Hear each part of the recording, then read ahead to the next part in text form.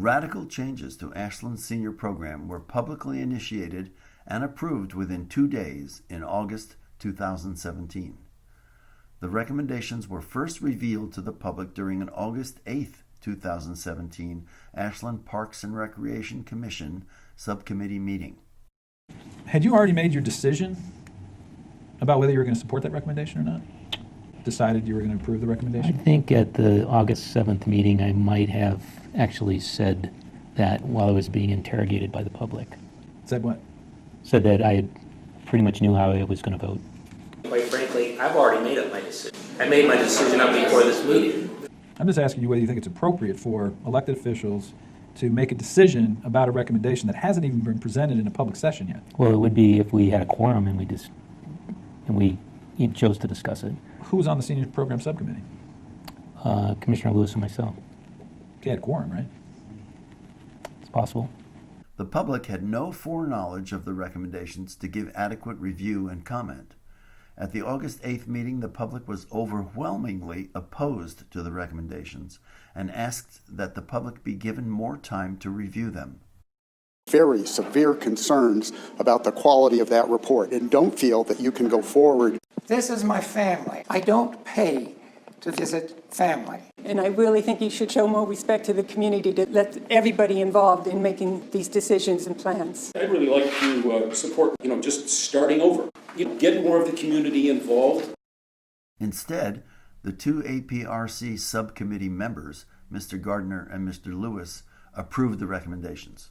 The recommendations stated that the objective was to increase services to seniors age 55 and above and increase cost recovery.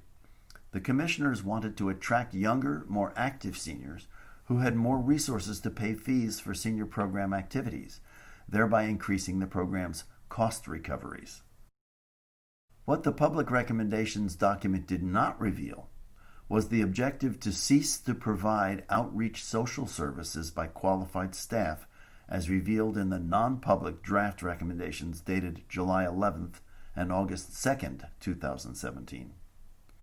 And then you go on to say, reevaluating the structure and reorganizing will help to provide that emphasis on growing the program for 55-plus clientele and, quote, cease providing social services through Ashland Senior Program, end quote. I did say that. And that was your recommendation, correct? Intent was to not continue to provide any social services that other public entities provided. That was already the goal of the former senior program. That is, not to duplicate services and resources of other community services.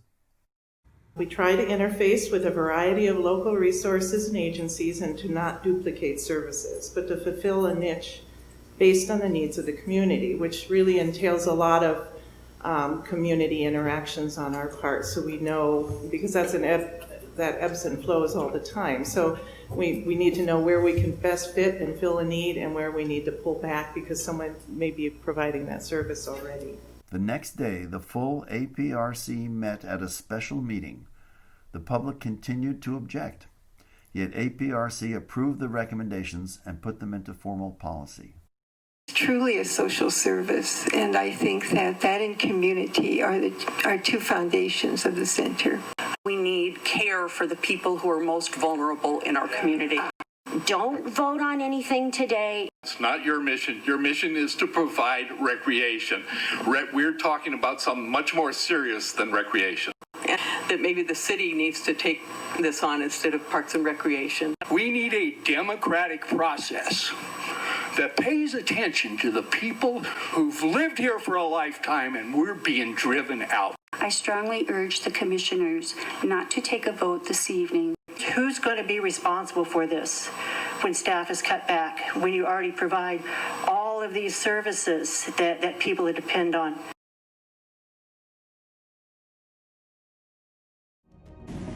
Basically, I'm saying any decision that we make, citizens always disagree with us. I mean, it's like inherent in their DNA.